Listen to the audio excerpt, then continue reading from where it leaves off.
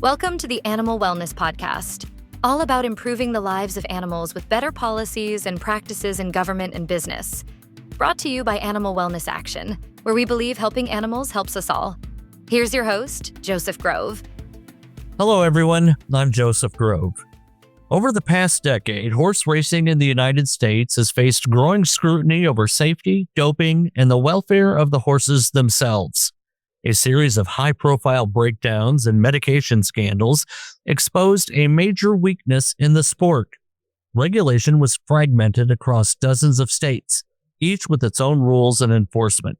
At the same time, track attendance and the sport's overall popularity have steadily declined, raising questions about racing's long-term future.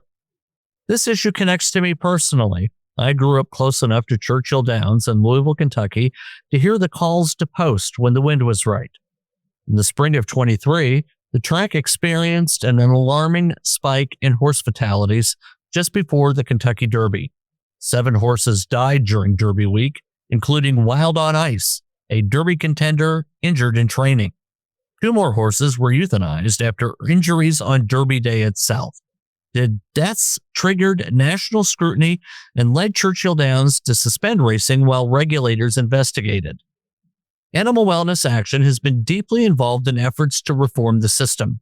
Working with lawmakers and industry leaders and people like our guest today, the organization helped push for passage of the Horseracing Integrity and Safety Act, a federal law enacted in 2020.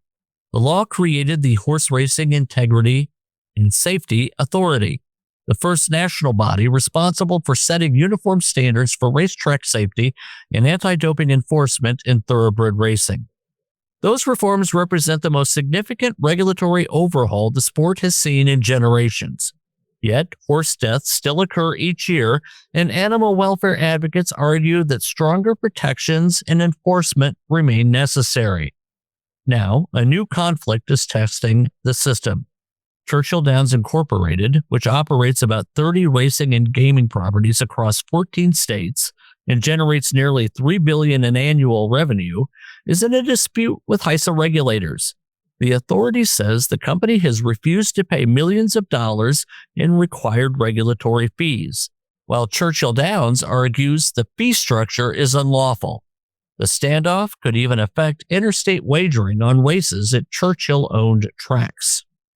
To help us understand these developments and what they mean for the future of racing, we're joined today by Fred Hudson, CEO of the U.S. Harness Racing Alumni Association and Director of Equine Protection for Animal Wellness Action. Fred, so glad to have you on the show. It's always a pleasure, Joe. Always a pleasure.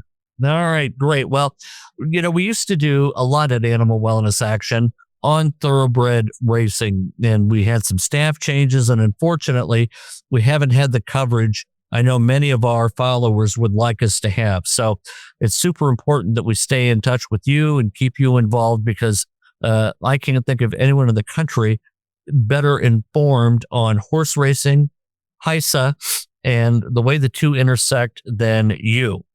For listeners who may not be following racing closely, what animal welfare problem was HISA designed to solve?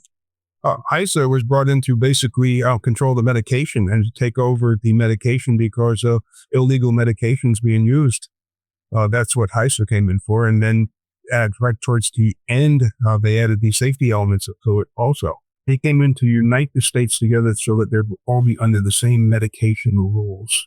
Right, because medication issues, I think may surprise most people, are the number one reason these horses have problems and break down. Is that correct? True. That is, yes, 100% there. Yeah, and how does that problem manifest? You think of giving horses drugs to help them run faster. How do those drugs complicate the horse's well-being to the point where they may be fatal to the horse?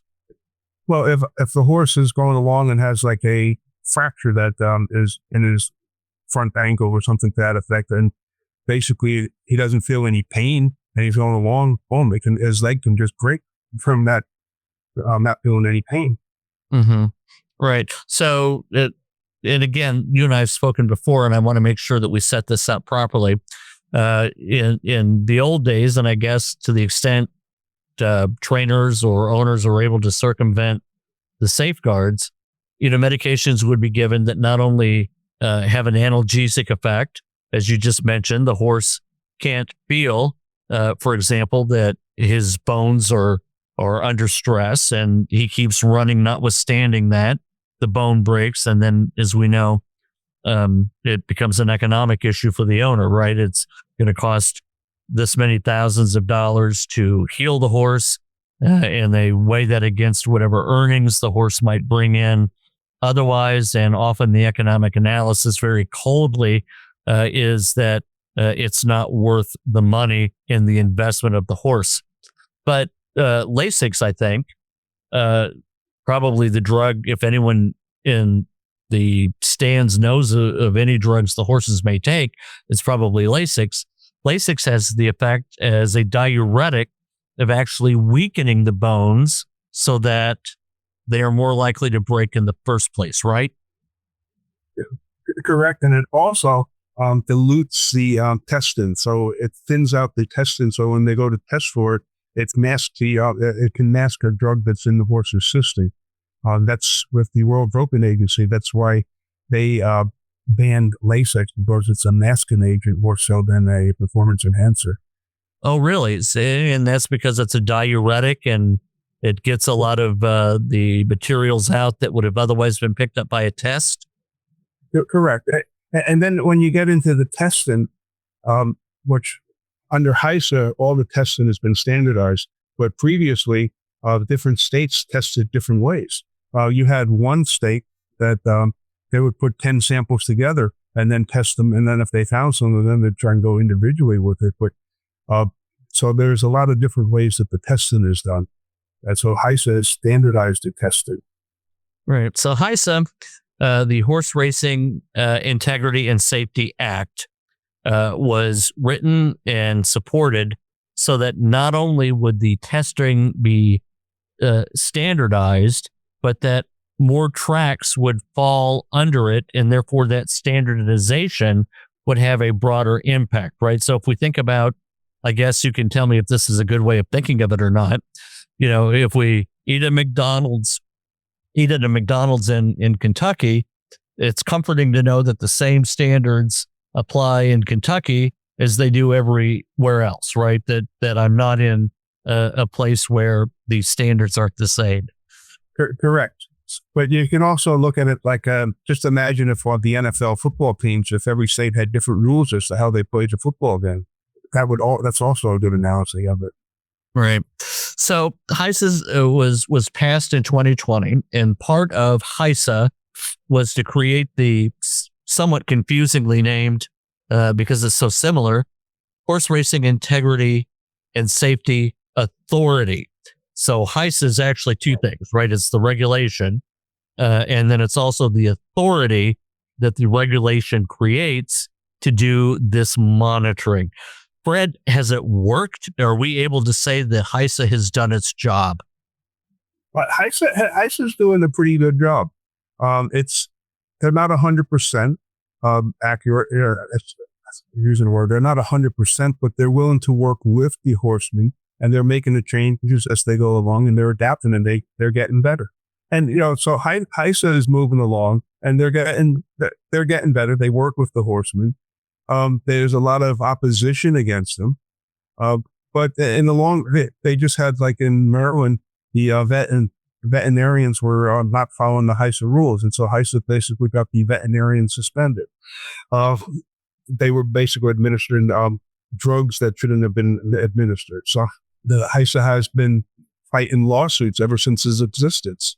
So the lawsuits are there, and they're fighting them, and they seem to be winning the lawsuits, and so they're moving along. They're moving along in the right direction. One of the things going on in the horse racing world right now is the casinos. Basically, the casinos stand horse racing out. The purse money is coming from the gaming money, and you have decoupling taking place where the casinos are now starting to try to break off from racing. It's going to affect racing across the board.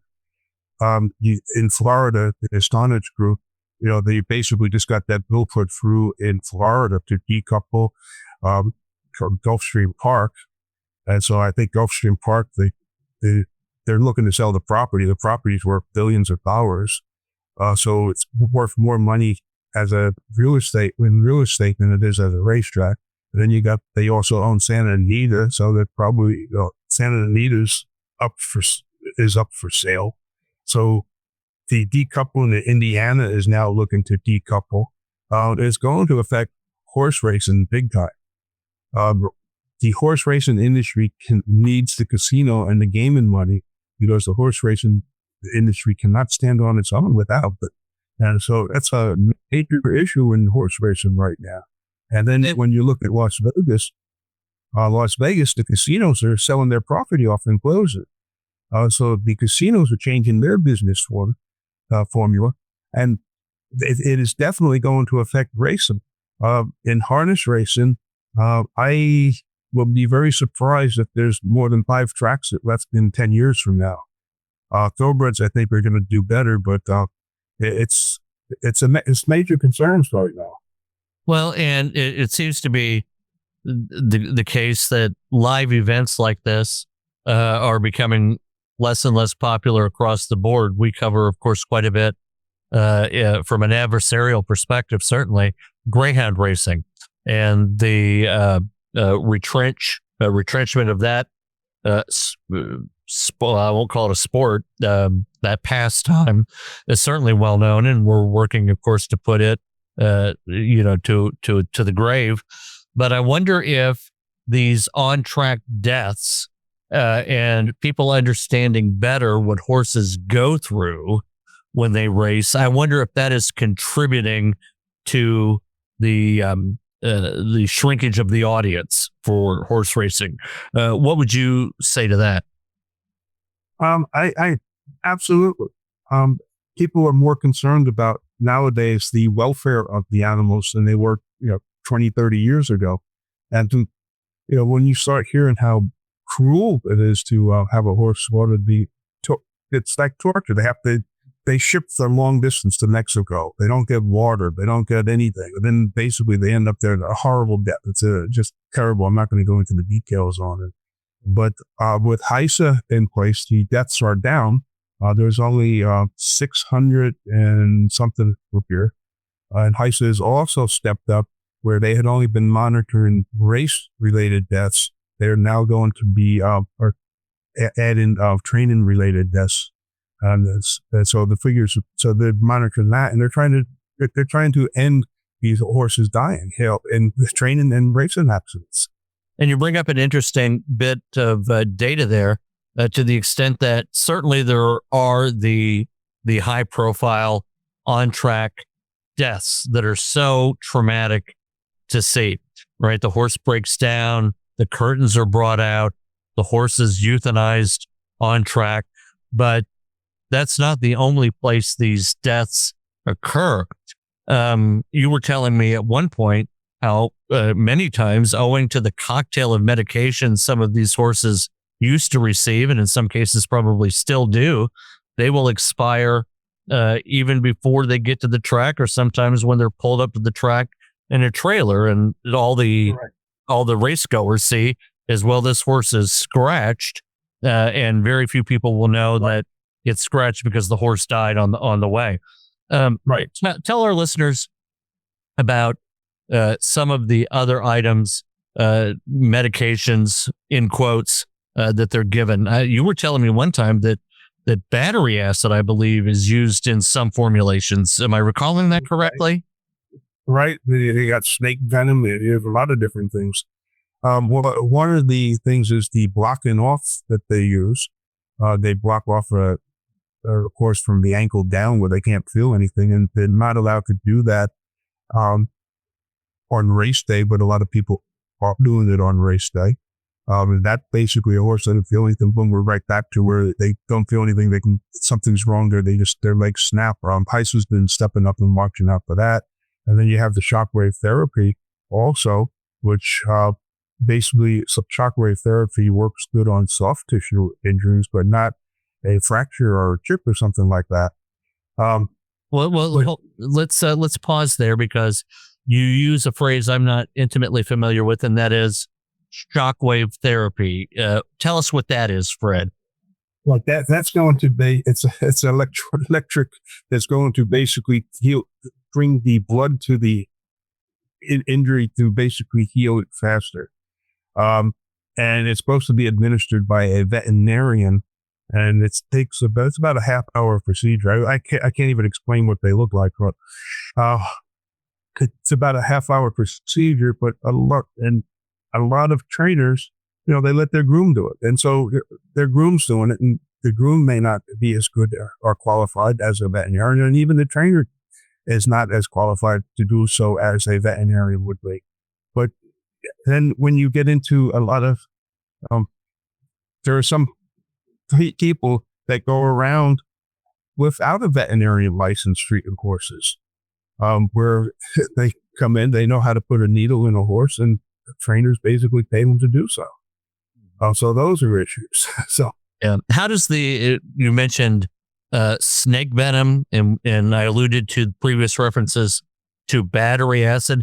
How are those possibly construed to be of any value? What are they supposed to do, and what do they actually do?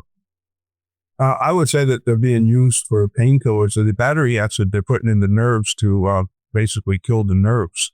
That's what the battery acid was being used for. The snake venom, that's so old, I don't even remember what they were using it for. I would assume painkiller or something to that effect. We also have synthetic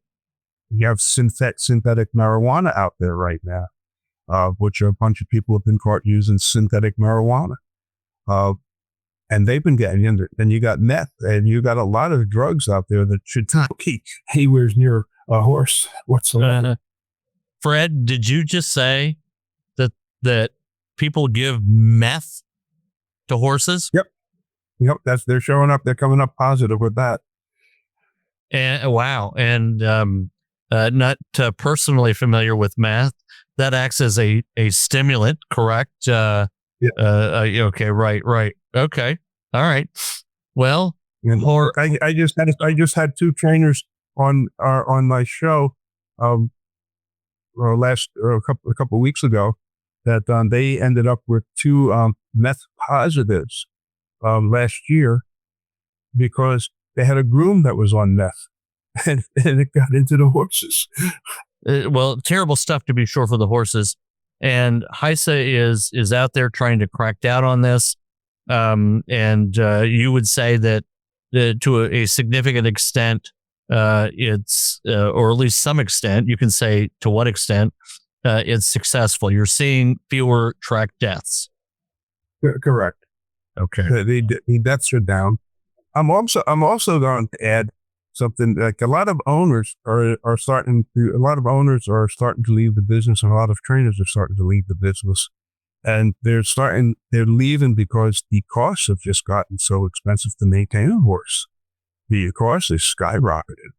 The cost of hay now it's tremendous. A bag of oats is tremendous. The cost is just skyrocketed to maintain a horse. You're listening to the Animal Wellness Podcast. We'll be right back after this quick word from our sponsor. This is Wayne Pacelli with Animal Wellness Action. We depend on countless people like you to support our fight for animals. Join us today by donating to further our campaigns to spare countless animals from cruel and needless pharmaceutical tests. Put an end to animal fighting. Liberate farm animals from extreme confinement, and so many others. Become a donor at any amount. Visit animalwellnessaction.org/donate to join our fight against animal cruelty of all kinds. That's animalwellnessaction.org/donate. Thank you. Now, back to the Animal Wellness Podcast. Now, speaking of trainers and owners, when we were at our height in covering track-related issues, horse racing-related issues, Bob Baffert was a frequent name we mentioned. What is Mr. Baffert up to these days? Is he still able to train everywhere? What is going on with Mr. Baffert? Yeah, he's racing and training stable. He's, out in California, the last I heard, with his stable right up there. I think he's got a couple of Kentucky Derby eligibles this year. And he's right back where he was, 5-6 years ago. Right. One criticism of HISA is that it applies only to thoroughbred racing. What about harness racing, Fred? Should similar national safety standards extend to that sector as well? Harness racing needs to come under HISA. It does. Everything needs to be regulated. The harness racing, our horses are a little bit more sturdier than the thoroughbreds, and our horses race weekly as opposed to the thoroughbreds where they race every other month. I think the average thoroughbred gets 7 starts a year. Our horses are about 30 starts a year. So the rules have to be changed a little bit from what HISA has for our withdrawal times and our administration times because of our frequency of racing compared to what the thoroughbreds are. But harness racing needs to come under the rules. And if you start looking at like a state like Kentucky, I'm pretty sure that Kentucky, the harness horses and the thoroughbreds both race under pretty much the same medication rules. And so that's an area where state by state variances show up. Oh, yeah, 100%. Yeah, relative to it. We talk a lot about doping. Everyone knows, I think even the average person in the stands is aware that doping is a problem. How enmeshed in racing is the doping culture? Is this something that every trainer does and they just hope they can get away with it with a wink and a nod? And is HISA strong enough to really eradicate it in the long run? Well, HISA's program is, they have the veterinarians have to record everything that they administer to the horses and have to do it pretty much the day that they administer the medication. So they're pretty much controlling that. And they're doing a good job. A lot of the veterinarians didn't want the extra work, but some of them now with the tones in their hands and stuff, they're saying it's a little bit easier now. So there's a mixed feeling on that, but they are basically keeping a record of what medications are being given to the horses, and they're making them public so that you can see it. So, yeah. All right. Well, I started off by talking a little bit about the Churchill Downs and HISA disagreement. What's really going on there, and what does it portend for the future of the racing authority? Well, Churchill Downs didn't pay. They didn't pay HISA. I think they owe them like $5 or $6 million right at this particular point. And they just don't want to, for whatever reason, they don't want to pay. But Churchill Downs was never really on board with, they really never supported HISA until Mitch McConnell got involved we're going back to 2020. Churchill Downs was not on board with HISA. And so it does not surprise me that they're not paying HISA. So now HISA is established, and so it doesn't surprise me that they didn't pay it. So, all right. Well, one possible outcome is it goes to court. Churchill Downs is making the contention that the payment scheme or the setup is illegal. If a court sides with Churchill Downs, does that in essence deal a death blow to the HISA? I don't think so. But my gut feeling says that HISA is going to win. New York was a little objectionable also, and New York came back in to pay HISA. So I think I think they're going to compromise and they'll come back together. I just don't see that being a big issue. Okay. All right. From an animal welfare standpoint, Fred, what additional reforms beyond HISA are needed to protect these equine athletes that we love so much, that do so much for us including after the end of their racing careers? For after their careers, there needs to be a fund set up for like a retirement fund for each horse, starting with the breeders, and when the horses go to auction, some type of fund needs to be set up for them. Some type of purse funds needs to be set up where some money from the purses go to them. I think that the thoroughbreds have like $10 or start goes into what goes to the thoroughbred aftercare. The Thoroughbred Foundation, or whatever, the retirement foundation, I think that's what it's called. So I think that all horse racing needs that, and the horses need to be taken care of. They need to be looked after. Even like sanctuary for retired racehorses would be a great thing to set up. Where when they do retire, a lot of them, a lot of the standardbreds become police horses. I've helped get a couple horses over to the New Jersey Police Department and the New York City Police Department. So we want to stay away from the carriage horses. Basically, that's not a good thing. Recently, the animal angels came up, and they found that they did some tracking of horses that were shipped to Canada for slaughter, and for 2025, I think it was, there were 2,912 horses that were shipped to slaughter. They were able to identify the breed of 2,300 of them. And of that 2,300 of them, 1,800 of them turned out to be standardbreds. And they were able to find the names and tattoo numbers, or the freeze brand numbers of like 500 and something of them. And they made that public.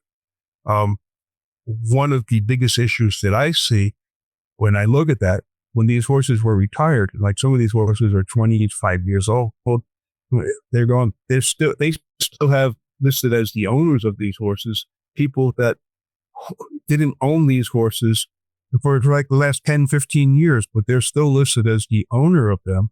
And one of the things that the registrations of the USTA should do, or what they should make it mandatory, that when a horse is retired, that the owners have to announce that, and they have to say who the new owner is. That's to find out how these horses are ending up in the slaughter. So, right. One thing I'll say about Animal Wellness Action is that we are strong proponents of a bill called the SAFE Act. Right now, you cannot slaughter a horse on U.S. soil. We've cut off the funding for the inspections that are necessary for slaughter, but that pipeline to Mexico and to Canada is startlingly vibrant yet. And many horses, from former pets to former carriage horses, and as Fred is telling us, former race horses end up on trucks, these long, arduous, dehydrating rides across the border where these animals are slaughtered and repurposed, from there. So if you're inclined to support this bill, the SAFE Act, you can go to Animal Wellness Action, search that, and take action by sending a letter through our form to your legislators to support that.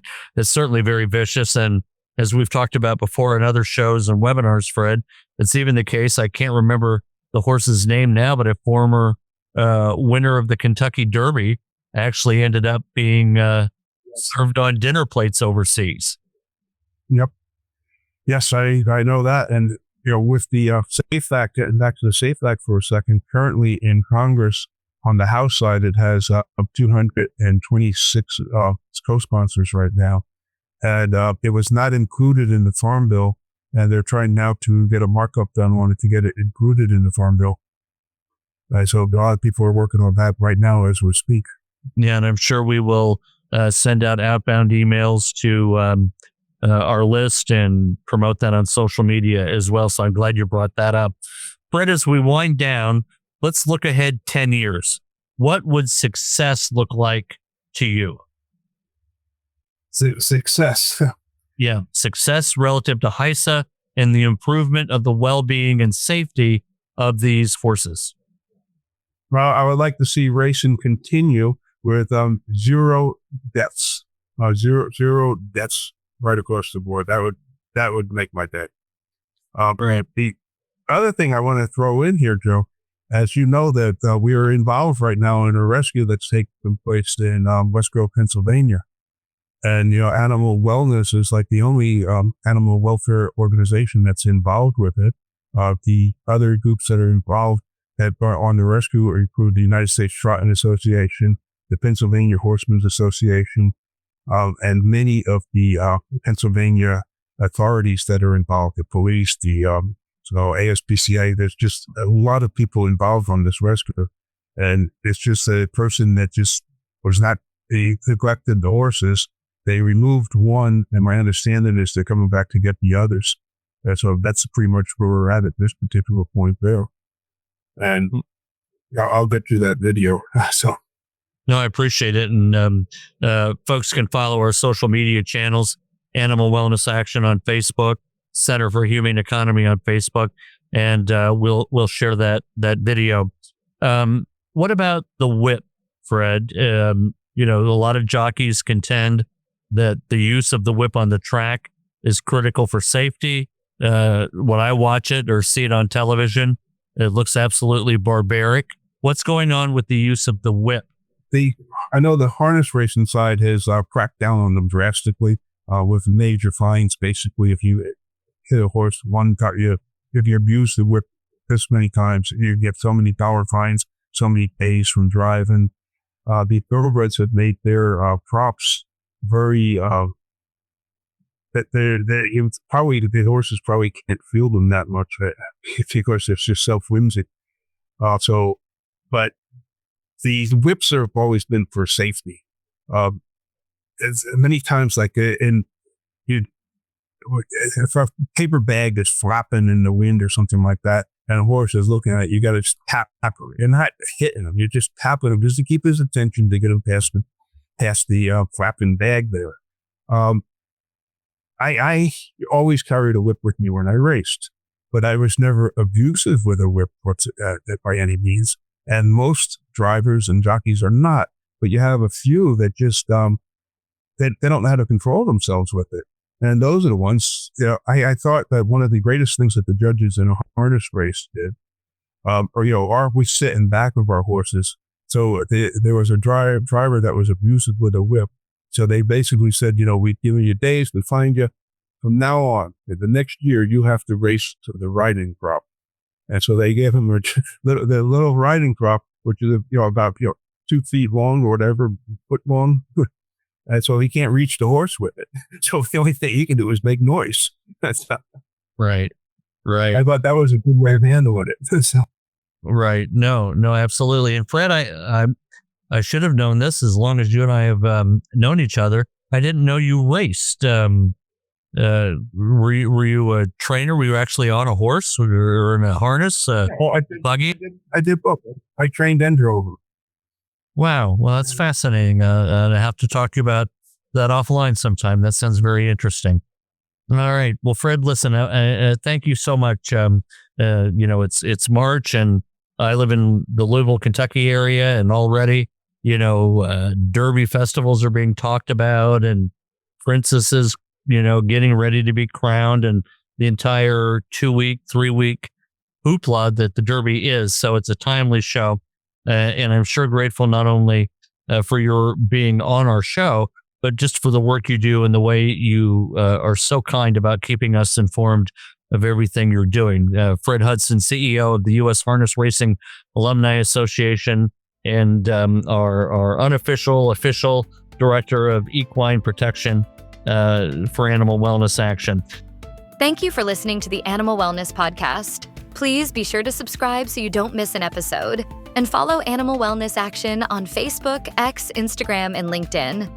To stay current with all of our news and information and to take action to help animals, sign up at animalwellnessaction.org. Until next time, remember, helping animals helps us all.